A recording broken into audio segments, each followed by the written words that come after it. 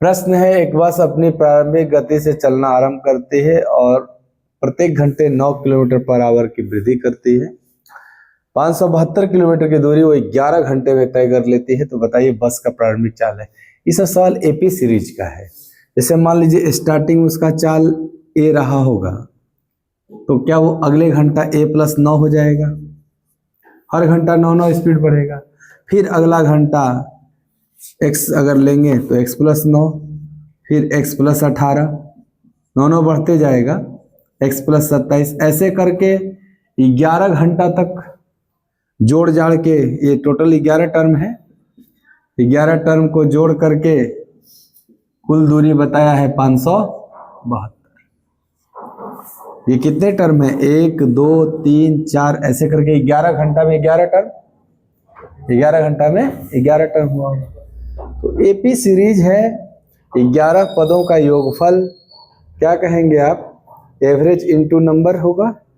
तो एवरेज क्या होता है सर? 11 टर्म में जो एवरेज होता है वो 6वां टर्म होता है। एवरेज जो होगा वो 6वां टर्म होगा 11 टर्मों में।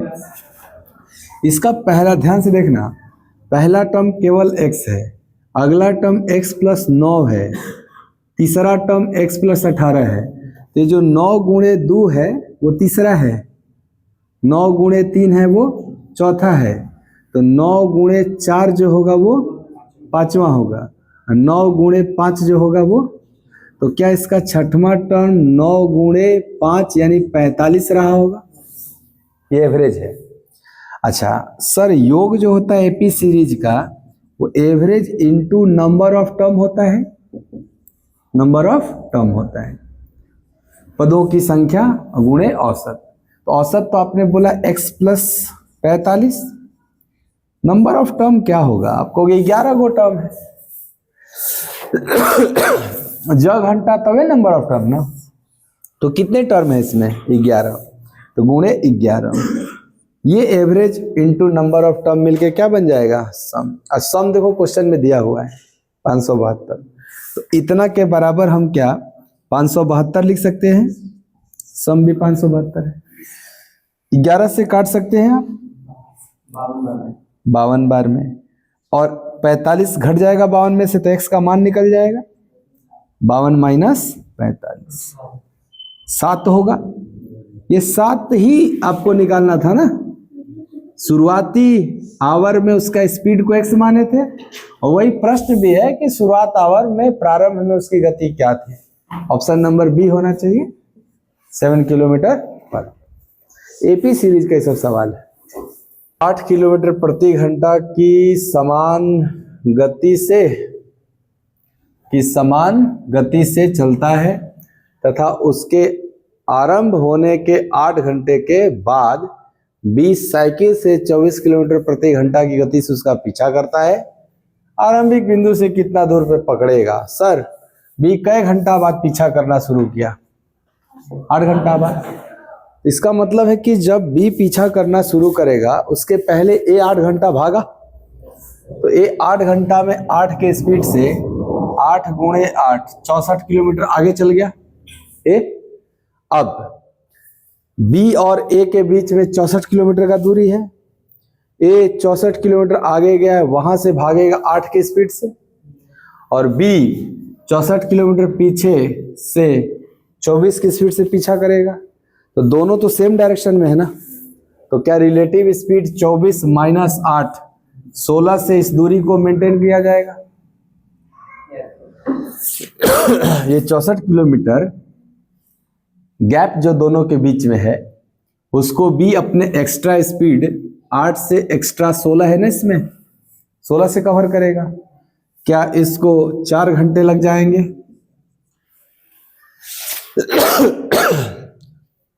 पूछा तब भी क घंटा बाद पकड़ेगा, तो आंसर तो था 4 घंटा बाद पकड़ेगा।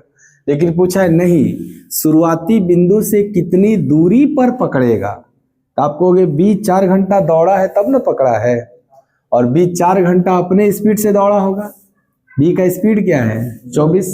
तो 4 घंटे में 24 किलोमीटर पर आवर के स्पीड से क्या 24 चौके 96 किलोमीटर दूरी तय किया जाएगा, यानी बी को किलोमीटर चल गया 96 और किसको, ए को पकड़ लिया। ये कौन सा, औसत चाल बराबर कुल दूरी बटा कुल समय होता है।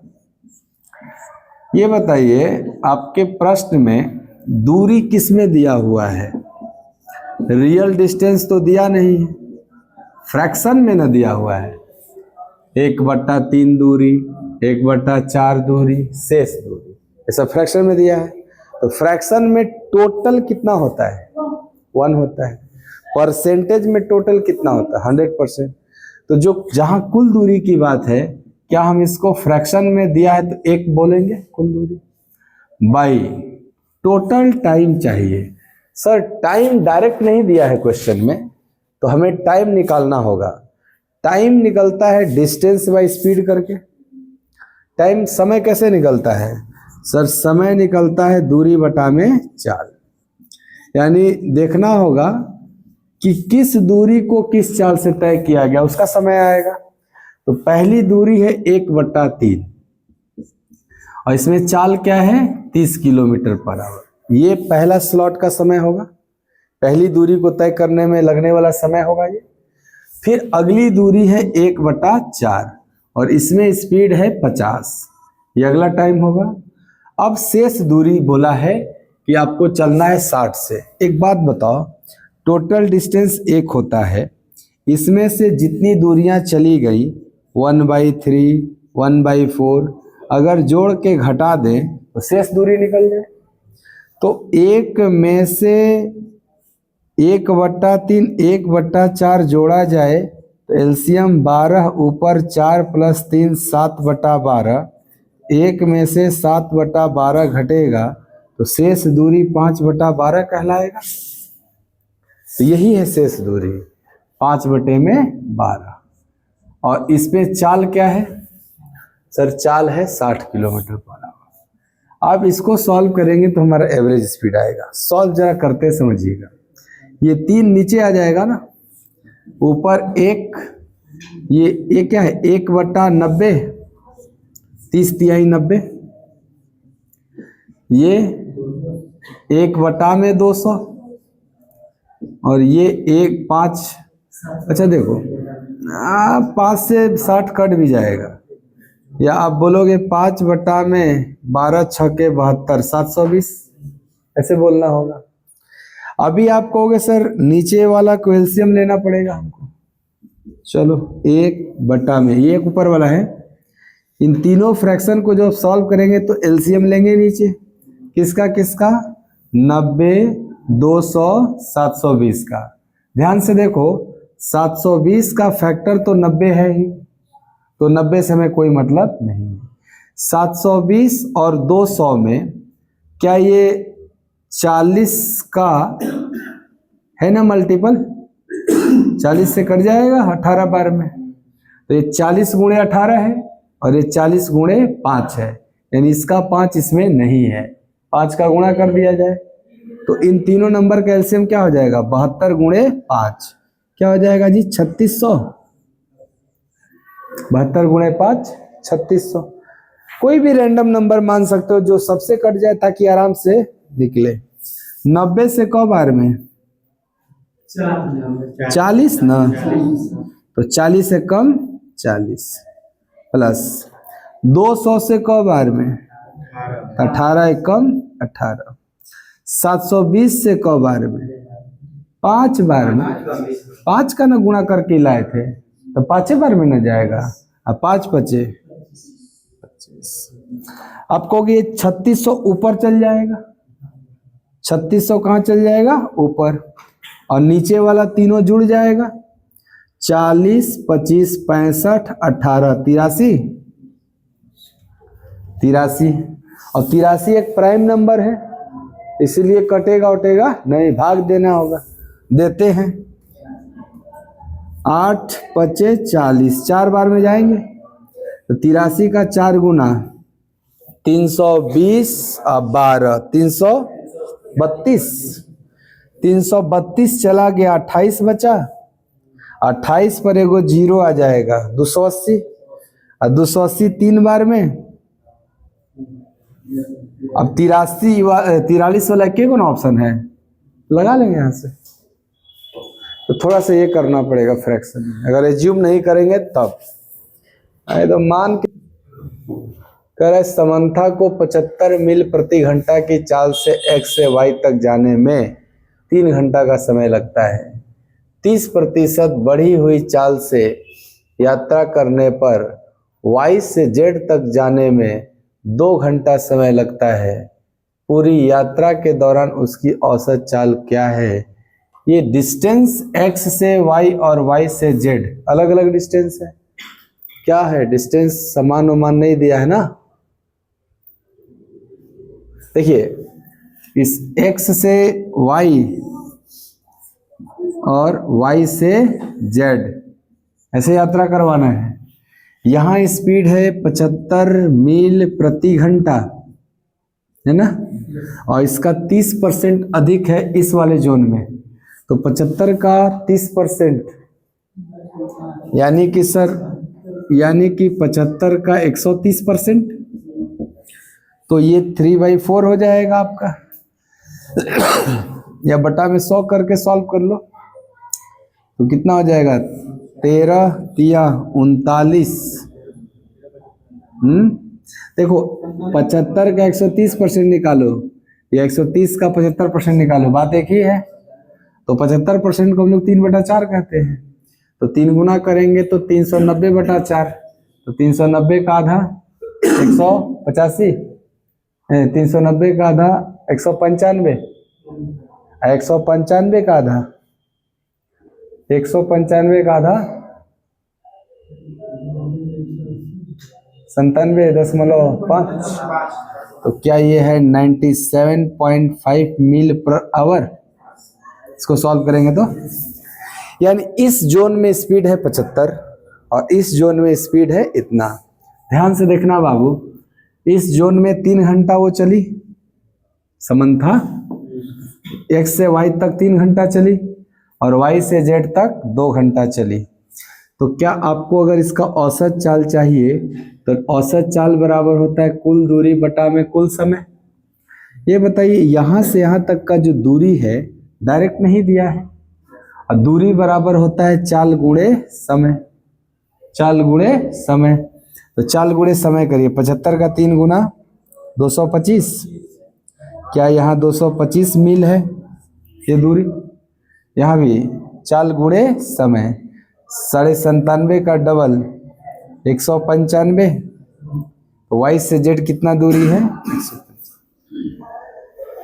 औसत चाल बराबर होता है कुल दूरी बटा में कुल समय। तो ये दोनों दूरियां जोड़ेंगे तब ना कुल दूरी होगा। तो 225 प्लस 195, ये हो गया कुल दूरी बटे में कुल समय। तो आसान है, 3 घंटा और 2 घंटा, 3 घंटा और 2 घंटा। ऊपर जोड़िए तो कितना आया 420, और नीचे जोड़िए तो 5, 84 बार में कट जाएगा। तो आंसर हो जाएगा बी ऑप्शन। यहाँ दूरी दिया नहीं था, गुणा करके निकालना है। स्पीड इनटू टाइम दूरी। 20 किलोमीटर की दूरी 12 के स्पीड से, अगला 25 किलोमीटर की दूरी 10 किलोमीटर पर आवर की स्पीड से, शेष दूरी 15 किलोमीटर पर आवर की स्पीड से तय की।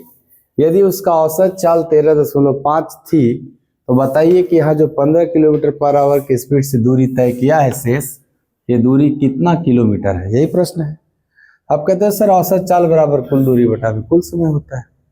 यहाँ पे भी हम काम कर सकते हैं कि अगर औसत चाल दिया है 13.5, तो कुल दूरी तो सर हमें सब ऐड करना होगा। पहले क किलोमीटर 20, फिर क किलोमीटर 25, फिर क किलोमीटर x, नहीं पता हमको x।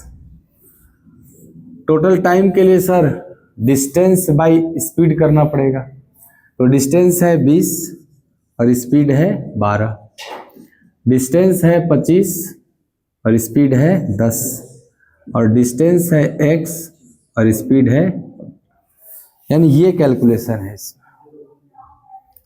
तो ऐसे ही बना देना है और क्या, इसको ऐसे ही सॉल्व करना है। अब आप सॉल्व करेंगे तो थोड़ा ये है, एलसीएम ओसीएम का चक्कर है, इसको सॉल्व कर दीजिएगा ना एलसीएम ओसीएम। हाँ इसमें कुछ नहीं, क्या आया इससे सॉल्व करके 112.5 आ रहा है, वही आपका आंसर। तिरछा तिरछी गुणा करके सॉल्व करना। ये क्वेश्चन कह रहा है कि एक व्यक्ति 20 किलोमीटर प्रति घंटा की चाल से P से Q तक जाता है, फिर वह Q किलोमीटर प्रति घंटा की चाल से Q से R तक जाता है, अंत में व्यक्ति R किलोमीटर प्रति घंटा की चाल से R से S तक जाता है। यदि P से Q, Q से R, R से S के बीच की दूरी समान है। इक्वल डिस्टेंस का केस है बाबू। P Q R कह रहे P से Q, Q से R और R से S, ये सब दूरियां बोल रहे हैं आपस में बराबर है। P से Q जितना दूर है उतना ही दूर Q से R है और उतना ही दूर R से S, तीनों दूरी बराबर है। इस दूरी के लिए उन्होंने स्पीड यूज किया है 20 किलोमीटर पर आवर। इस स्लॉट में उसका स्पीड है 20 किलोमीटर पर आवर। ये Q से R वाला डिस्टेंस जो है इसमें उसका स्पीड है Q kilometre per hour, small q kilometre per hour, और R से S के बीच उसका स्पीड है small r kilometre per hour. ये बता रहा है यदि P से R के बीच, P से R का मतलब यहां से यहां के बीच उसका average speed 280/11 kilometre per hour है, यानी P से R तक का एवरेज स्पीड है 280/11 किलोमीटर पर आवर, और Q से S का एवरेज स्पीड है यहां से यहां का एवरेज स्पीड है 112/3 किलोमीटर पर आवर। तो बता दो इस R का मान क्या है। ये ना क्वेश्चन है आपका, इस R का मान आप इक्वल डिस्टेंस वाला से लगा लो कि देखो सर ये P और R के बीच जो एवरेज स्पीड है ये दोनों इक्वल डिस्टेंस का ना अलग अलग स्पीड से एवरेज स्पीड निकाला गया। तो क्या टू इक्वल डिस्टेंस के लिए अगर स्पीड x और y अलग अलग होता था तो उसका एवरेज स्पीड 2xy/x+y होता था। तो एक बार आप इन दोनों में लगाओ 2xy/x+y बराबर 280/11, और एक बार इन दोनों में लगाओ कि 2xy/x+y बराबर 112/3। निकल जाएगा आपका तीनों वेरिएबल। तो एक बार इसमें लगाएंगे हम कितना 2 गुणे 20 गुणे x के जगह 20 है और y के जगह q बटे में 20 प्लस q बराबर 280/11। ये लगाएंगे ना, ऊपर का ऊपर से कटता है नीचे का नीचे से। देखो एक 0 कट जाएगा और 4 से 7 बार में तिरछा तिरछी गुणा करेंगे तो 11q, इधर तिरछा होगा तो 140 प्लस 7q कट जाएगा, इसमें से 4q, q भाग लग जाएगा 4 से 35। सर q पूछा होता तो 35 होता, लेकिन r पूछा है ये, तो क्या हम q के जगह 35 रखेंगे? अब q का मान 35 आ गया। तो अब इन दोनों में वही फॉर्मूला 2xy/x+y लगाते हैं। तो 35 गुणे r, 2 गुणे 35 गुणे r लगाएंगे 2xy अब बटा में x plus y, 35 plus r बराबर इस बार क्या एवरेज स्पीड है 112/3। देखो 2 से तो एटलीस्ट कटेगा ये 56, 7 से 5, 7 से 8 और कुछ नहीं, तिरछा गुणा करो 5 तिहाई 15r, 35 का 8 गुना 280 और 8r घटेगा 7r बराबर 280, r बराबर 40 है ना, सी ऑप्शन आपके पास। r का मान 40 हो जाएगा। तो 2 बार फॉर्मूला लगाना आ जाएगा।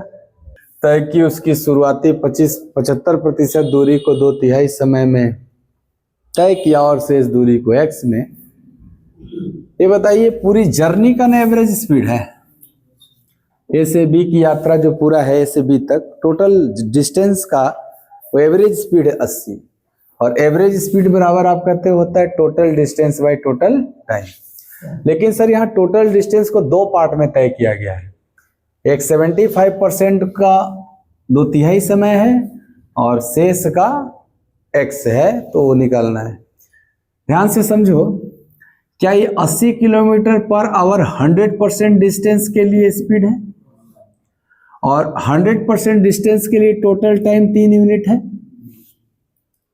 3 में से 2 समय 75% के लिए लिया है, तो पूरा टाइम 3 यूनिट है, यानी 100% बाई 3 यूनिट टाइम, ये नीचे क्या है टाइम, और 100% क्या है डिस्टेंस, तो डिस्टेंस बाई टाइम ये एवरेज स्पीड होगा, जिसको कि उसने बताया 80 किलोमीटर पर आवर।